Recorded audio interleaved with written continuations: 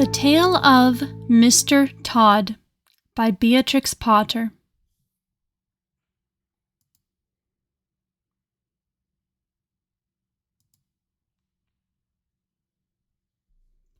I have made many books about well-behaved people. Now, for a change, I am going to make a story about two disagreeable people called Tommy Brock and Mr. Todd.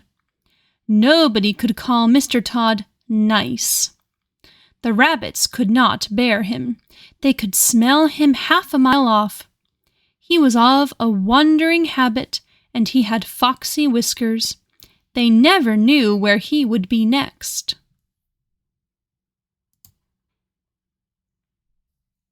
One day he was living in a stick house in the coppice, causing terror to the family of old Mr. Benjamin Bouncer. Next day he moved into a pollard willow near the lake, frightening the wild ducks and the water rats. In winter and early spring, he might generally be found in an earth amongst the rocks, at the top of Bull Banks, under Oatmeal Crag.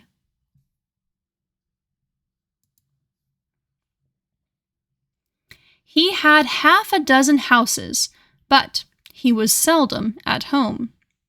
The houses were not always empty when Mr. Todd moved out, because sometimes Tommy Brock moved in without asking leave.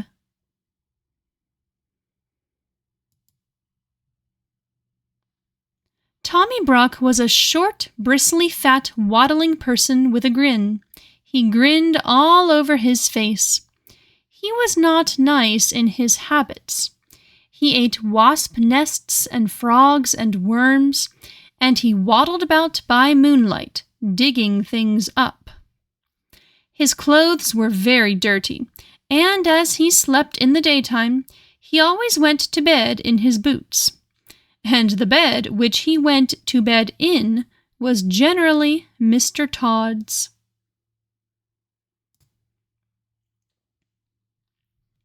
Now, Tommy Brock did occasionally eat rabbit pie, but it was only very little young ones occasionally when other food was really scarce.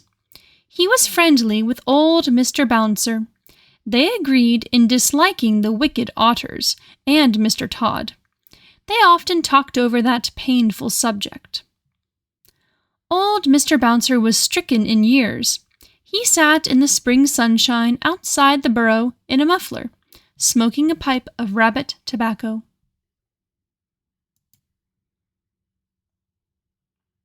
He lived with his son, Benjamin Bunny, and his daughter-in-law, Flopsy, who had a young family. Old Mr. Bouncer was in charge of the family that afternoon, because Benjamin and Flopsy had gone out. The little rabbit babies were just old enough to open their blue eyes and kick. They lay in a fluffy bed of rabbit wool and hay, in a shallow burrow separate from the main rabbit hole. To tell the truth, old Mr. Bouncer had forgotten them.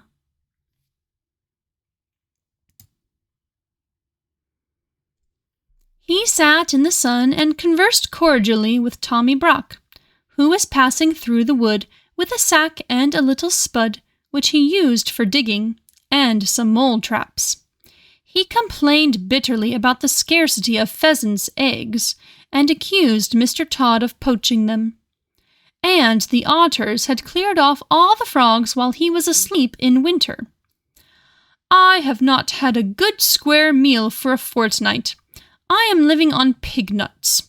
I shall have to turn vegetarian and eat my own tail," said Tommy Brock.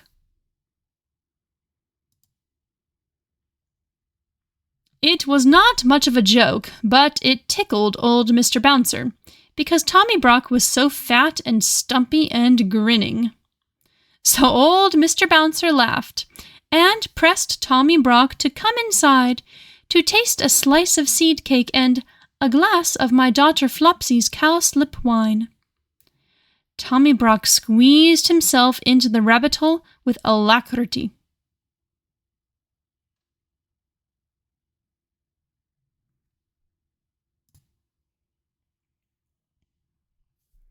Then old Mr. Bouncer smoked another pipe and gave Tommy Brock a cabbage leaf cigar, which was so very strong that it made Tommy Brock grin more than ever, and the smoke filled the burrow.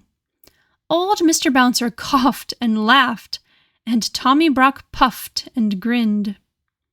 And Mr. Bouncer laughed and coughed and shut his eyes because of the cabbage smoke.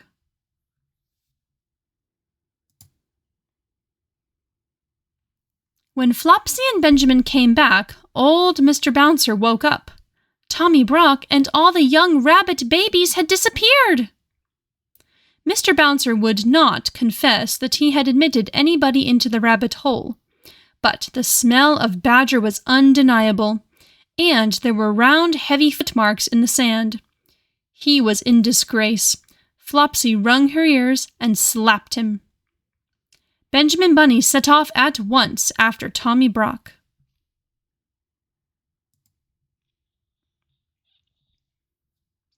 There was not much difficulty in tracking him. He had left his footmark and gone slowly up the winding footpath through the wood.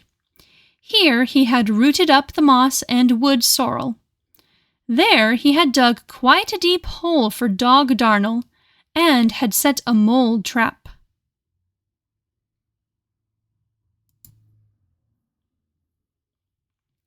A little stream crossed the way.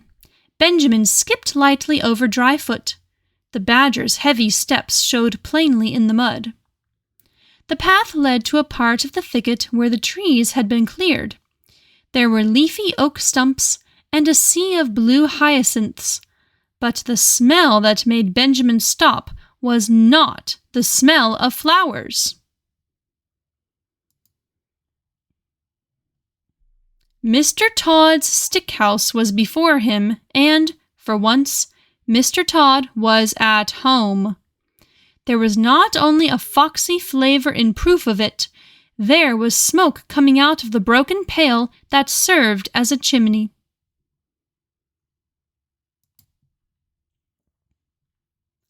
Benjamin Bunny sat up, staring. His whiskers twitched. Inside the stick house, somebody dropped a plate and said something. Benjamin stamped his foot and bolted. He never stopped till he came to the other side of the wood. Apparently Tommy Brock had turned the same way. Upon the top of the wall there were again the marks of badger, and some ravelings of a sack had caught on a briar.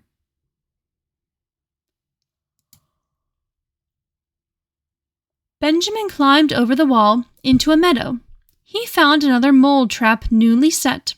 He was still upon the track of Tommy Brock. It was getting late in the afternoon.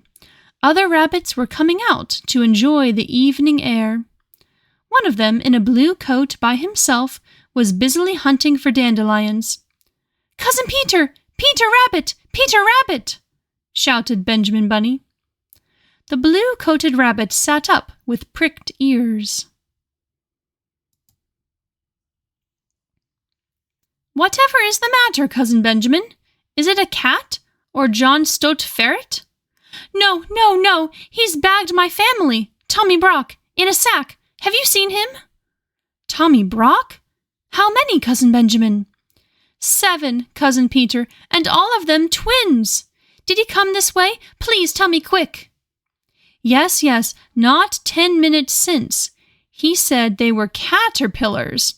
I did think they were kicking rather hard for caterpillars.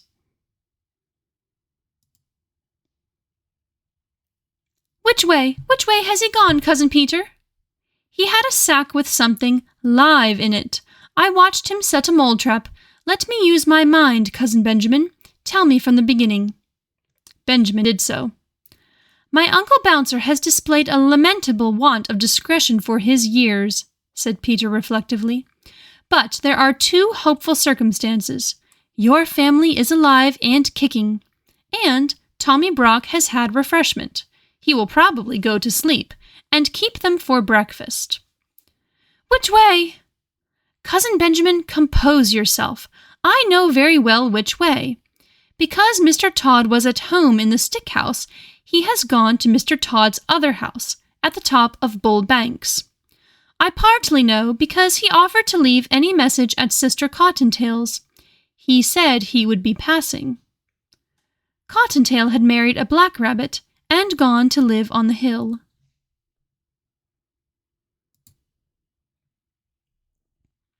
Peter hid his dandelions and accompanied the afflicted parent, who was all of a twitter. They crossed several fields and began to climb the hill. The tracks of Tommy Brock were plainly to be seen. He seemed to have put down the sack every dozen yards to rest. He must be very puffed. We are close behind him by the scent.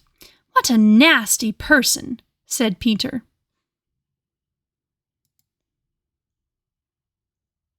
The sunshine was still warm and slanting on the hill pastures. Halfway up, Cottontail was sitting in her doorway with 4 or 5 half-grown little rabbits playing about her, one black and the others brown.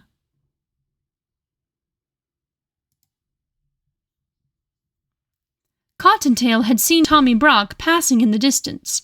Asked whether her husband was at home, she replied that Tommy Brock had rested twice while she watched him.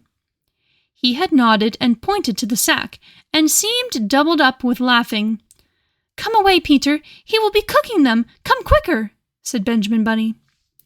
They climbed up and up. He was at home. I saw his black ears peeping out of the hole. They lived too near the rocks to quarrel with their neighbors. Come on, Cousin Benjamin.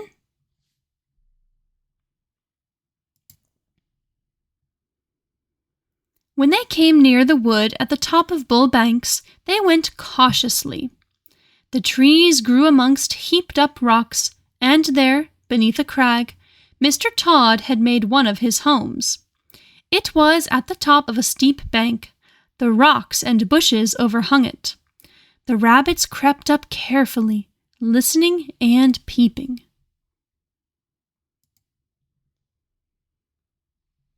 This house was something between a cave, a prison, and a tumble-down pigsty. There was a strong door, which was shut and locked. The setting sun made the window panes glow like red flame, but the kitchen fire was not alight. It was neatly laid with dry sticks, as the rabbits could see, when they peeped through the window. Benjamin sighed with relief.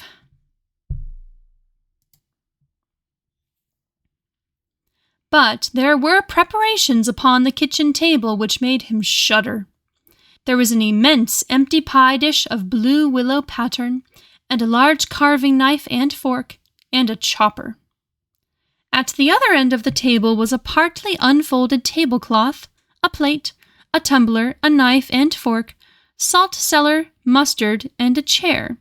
In short, preparations for one person's supper.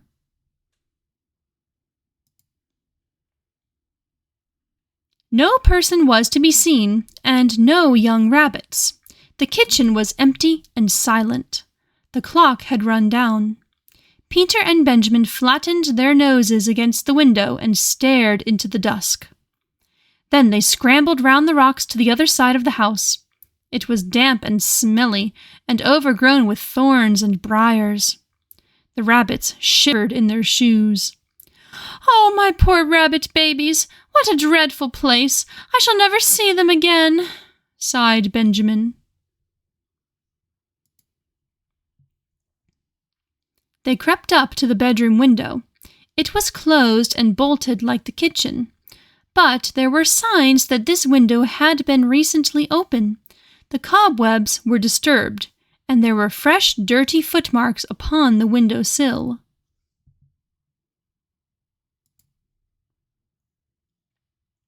The room inside was so dark that at first they could make out nothing, but they could hear a noise, a slow, deep, regular snoring grunt.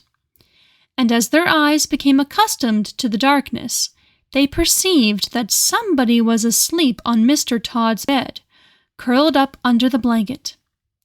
"He has gone to bed in his boots," whispered Peter. Benjamin, who was all of a twitter, pulled Peter off the window sill. Tommy Brock's snores continued, grunty and regular from Mr. Tod's bed. Nothing could be seen of the young family.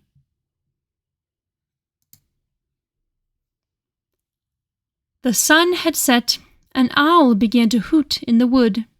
There were many unpleasant things lying about that had much better have been buried. Rabbit bones and skulls and chickens' legs and other horrors. It was a shocking place, and very dark. They went back to the front of the house and tried in every way to move the bolt of the kitchen window. They tried to push up a rusty nail between the window sashes, but it was of no use, especially without a light.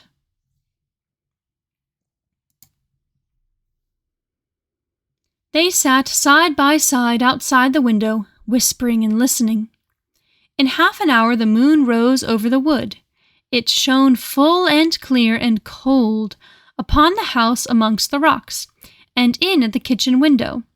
But alas, no little rabbit babies were to be seen. The moonbeams twinkled on the carving knife and the pie dish, and made a path of brightness across the dirty floor. The light showed a little door in a wall beside the kitchen fireplace, a little iron door belonging to a brick oven of that old-fashioned sort that used to be heated with faggots of wood.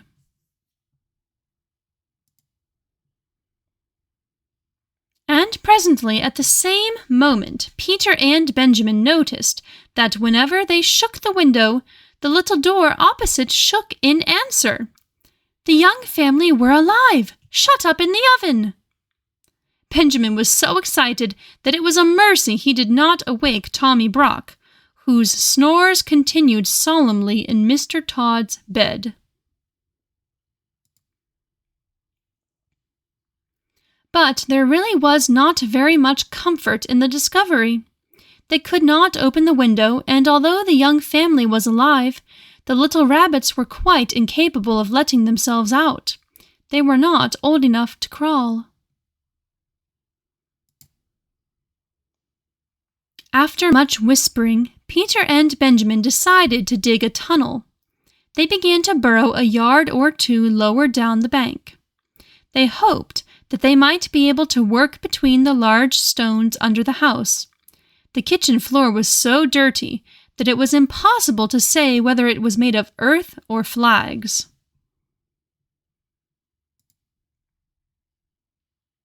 They dug and dug for hours. They could not tunnel straight on account of stones, but by the end of the night they were under the kitchen floor. Benjamin was on his back, scratching upwards. Peter's claws were worn down. He was outside the tunnel, shuffling sand away. He called out that it was morning, sunrise, and that the jays were making a noise down below in the woods. Benjamin Bunny came out of the dark tunnel, shaking the sand from his ears. He cleaned his face with his paws. Every minute the sun shone warmer on the top of the hill. In the valley there was a sea of white mist, with golden tops of trees showing through.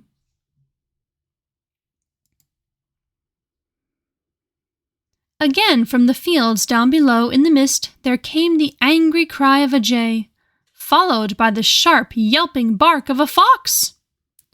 Then those two rabbits lost their heads completely. They did the most foolish thing that they could have done. They rushed into their short new tunnel and hid themselves at the top end of it, under Mr. Tod's kitchen floor. Mr. Tod was coming up Bull Banks, and he was in the very worst of tempers. First, he had been upset by breaking the plate. It was his own fault, but it was a china plate, the last of the dinner service that had belonged to his grandmother, old Vixen Tod. Then the midges had been very bad, and he had failed to catch a hen pheasant on her nest, and it had contained only 5 eggs, 2 of them addled. Mr. Tod had had an unsatisfactory night.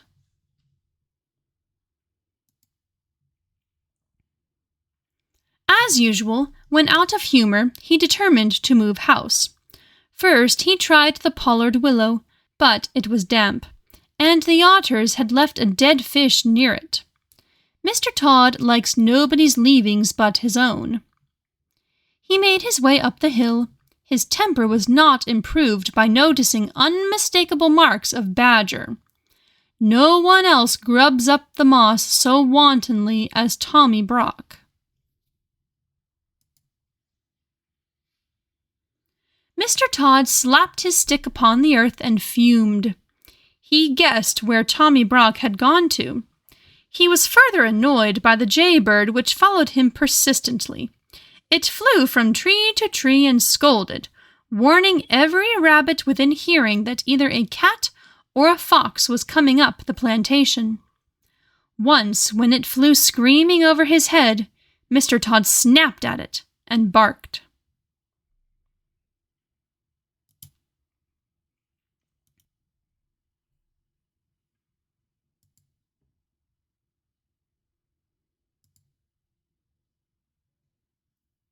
He approached his house very carefully, with a large rusty key. He sniffed and his whiskers bristled. The house was locked up, but Mr. Todd had his doubts whether it was empty. He turned the rusty key in the lock. The rabbits below could hear it. Mr. Todd opened the door cautiously and went in. The sight that met Mr. Todd's eyes in Mr. Todd's kitchen made Mr. Todd furious.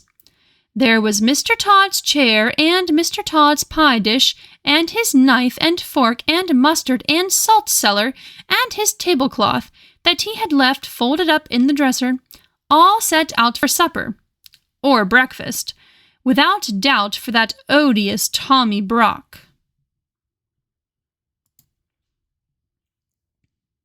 There was a smell of fresh earth and dirty badger, which fortunately overpowered all smell of rabbit.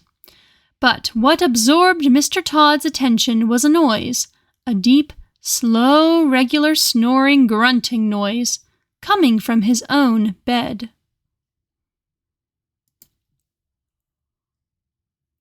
He peeped through the hinges of the half-open bedroom door. Then he turned and came out of the house in a hurry. His whiskers bristled and his coat collar stood on end with rage. For the next 20 minutes, Mr. Todd kept creeping cautiously into the house and retreating hurriedly out again. By degrees, he ventured further in, right into the bedroom. When he was outside the house, he scratched up the earth with fury. But when he was inside, he did not like the look of Tommy Brock's teeth. He was lying on his back with his mouth open, grinning from ear to ear. He snored peacefully and regularly, but one eye was not perfectly shut. Mr. Todd came in and out of the bedroom. Twice he brought in his walking stick, and once he brought in the coal scuttle. But he thought better of it and took them away.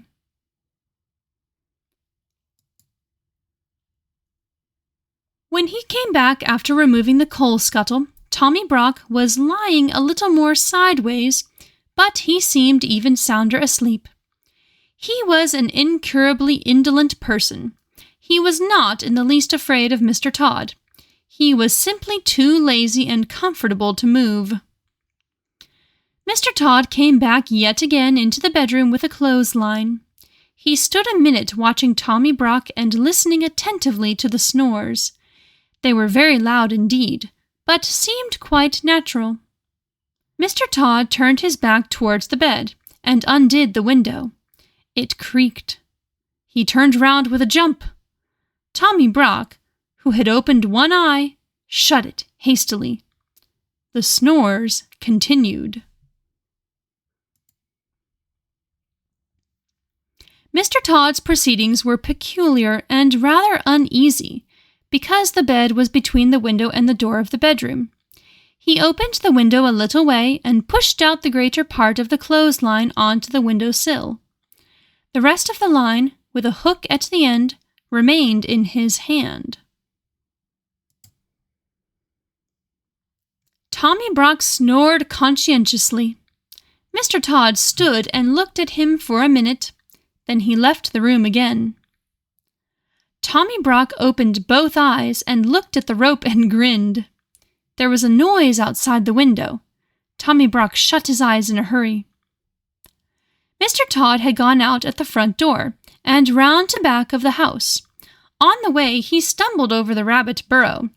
If he had had any idea who was inside it, he would have pulled them out quickly.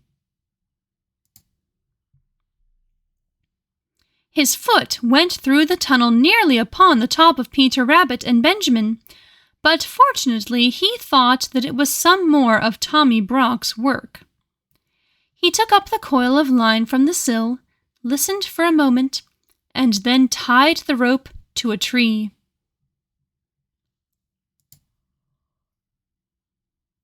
Tommy Brock watched him with one eye through the window. He was puzzled.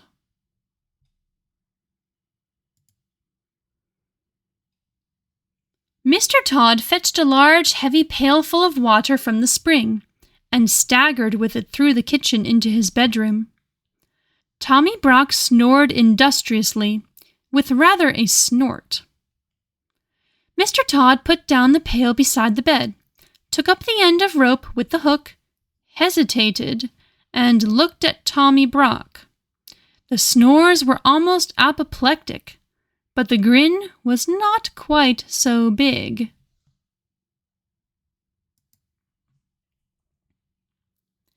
Mr. Todd gingerly mounted a chair by the head of the bedstead. His legs were dangerously near to Tommy Brock's teeth. He reached up and put the end of rope, with the hook, over the head of the tester bed, where the curtains ought to hang.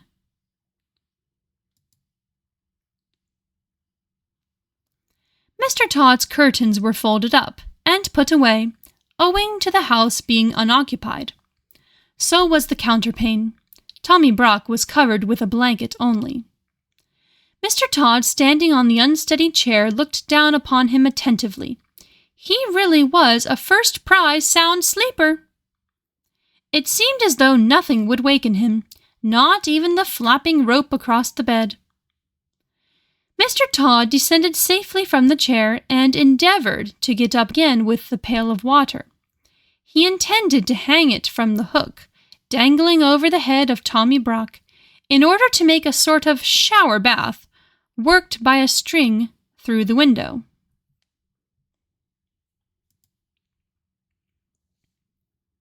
But naturally, being a thin-legged person, though vindictive and sandy-whiskered, he was quite unable to lift the heavy weight to the level of the hook and rope. He very nearly overbalanced himself. The snores became more and more apoplectic. One of Tommy Brock's hind legs twitched under the blanket, but still he slept on peacefully. Mr. Todd and the pail descended from the chair without accident. After considerable thought, he emptied the water into a wash basin and jug. The empty pail was not too heavy for him. He slung it up, wobbling over the head of Tommy Brock. Surely there never was such a sleeper. Mr. Todd got up and down and up on the chair. As he could not lift the whole pailful of water at once, he fetched a milk jug and ladled quarts of water into the pail by degrees. The pail got fuller and fuller, and swung like a pendulum.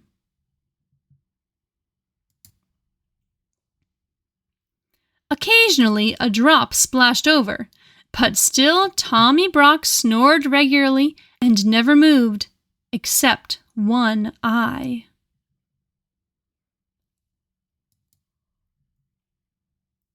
At last Mr. Todd's preparations were complete. The pail was full of water.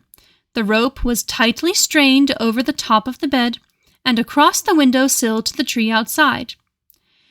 "It will make a great mess in my bedroom, but I could never sleep in that bed again without a spring cleaning of some sort," said Mr. Todd.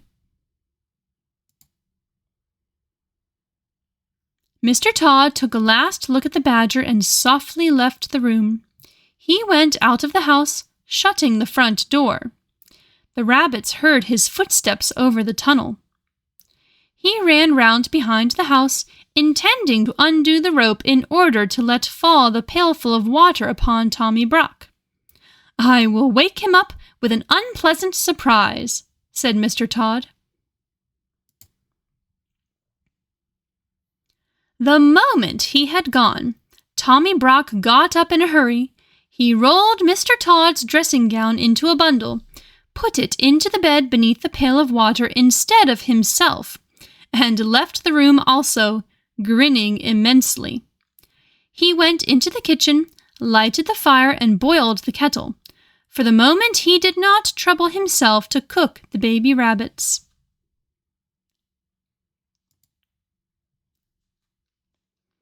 When Mr. Todd got to the tree, he found that the weight and strain had dragged the knot so tight that it was past untying. He was obliged to gnaw it with his teeth. He chewed and gnawed for more than 20 minutes. At last, the rope gave way with such a sudden jerk that it nearly pulled his teeth out, and quite knocked him over backwards.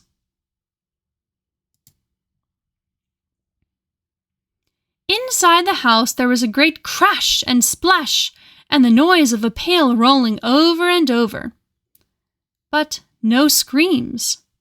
Mr. Todd was mystified. He sat quite still and listened attentively. Then he peeped in at the window. The water was dripping from the bed. The pail had rolled into a corner. In the middle of the bed, under the blanket, was a wet, flattened something, much dinged in the middle where the pail had caught it, as it were across the tummy. Its head was covered by the wet blanket, and it was not snoring any longer. There was nothing stirring and no sound except the drip, drop, drop, drip of water trickling from the mattress. Mr. Todd watched it for half an hour. His eyes glistened. Then he cut a caper and became so bold that he even tapped at the window. But the bundle never moved.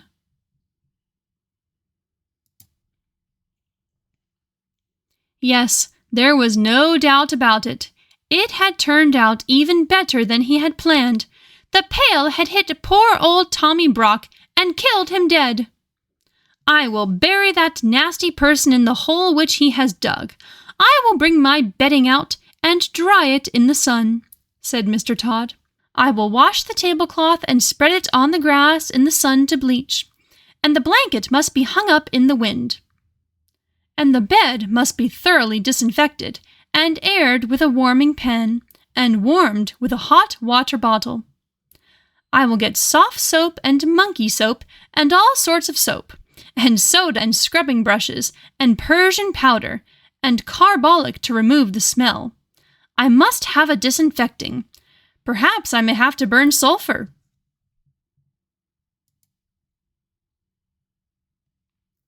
He hurried round the house to get a shovel from the kitchen.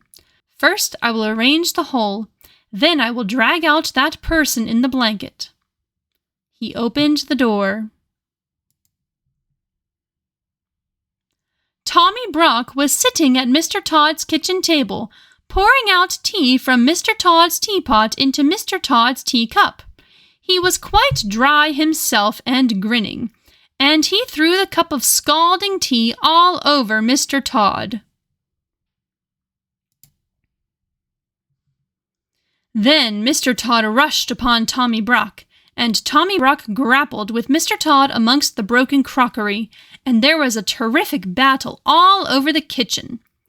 To the rabbits underneath, it sounded as if the floor would give way at each crash of falling furniture.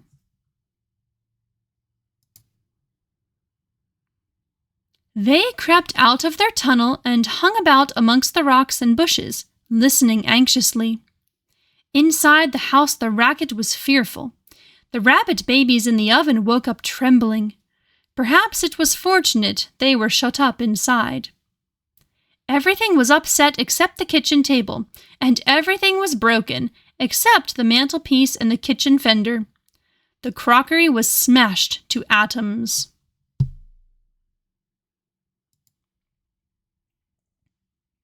The chairs were broken, and the window and the clock fell with a crash, and there were handfuls of Mr. Todd's sandy whiskers.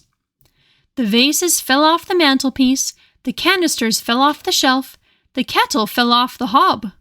Tommy Brock put his foot in a jar of raspberry jam, and the boiling water out of the kettle fell upon the tail of Mr. Todd. When the kettle fell, Tommy Brock, who was still grinning, happened to be uppermost, and he rolled Mr. Todd over and over like a log, out at the door.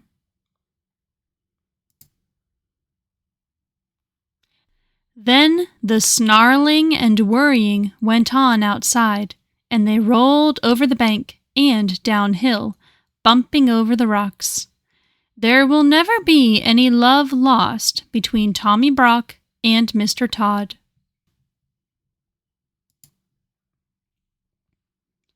As soon as the coast was clear, Peter Rabbit and Benjamin Bunny came out of the bushes.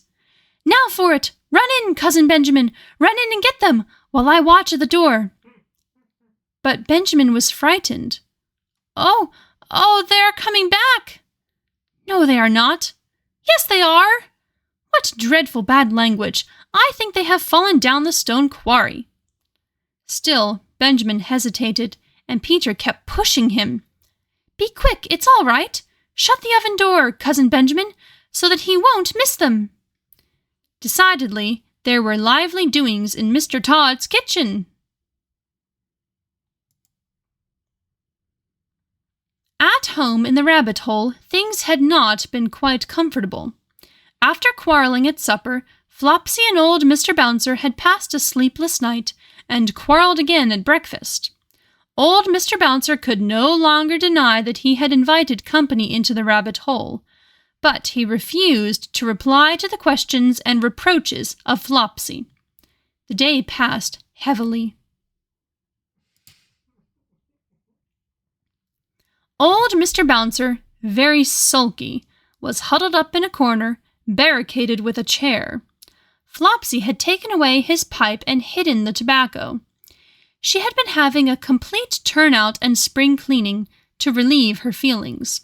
She had just finished. Old Mr. Bouncer, behind his chair, was wondering anxiously what she would do next. In Mr. Todd's kitchen, amongst the wreckage, Benjamin Bunny picked his way to the oven nervously, through a thick cloud of dust. He opened the oven door, felt inside, and found something warm and wriggling. He lifted it out carefully and rejoined Peter Rabbit. "I've got them! Can we get away? Shall we hide, Cousin Peter?" Peter pricked his ears.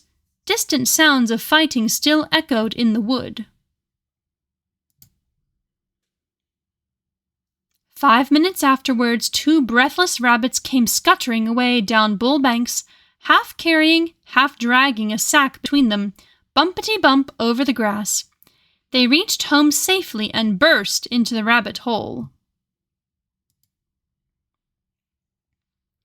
Great was old Mr. Bouncer's relief and Flopsy's joy when Peter and Benjamin arrived in triumph with the young family. The rabbit babies were rather tumbled and very hungry. They were fed and put to bed. They soon recovered.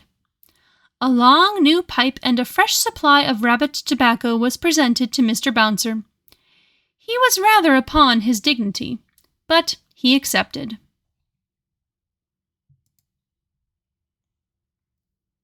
Old Mr. Bouncer was forgiven, and they all had dinner. Then Peter and Benjamin told their story, but they had not waited long enough to be able to tell the end of the battle between Tommy Brock and Mr. Todd. The end.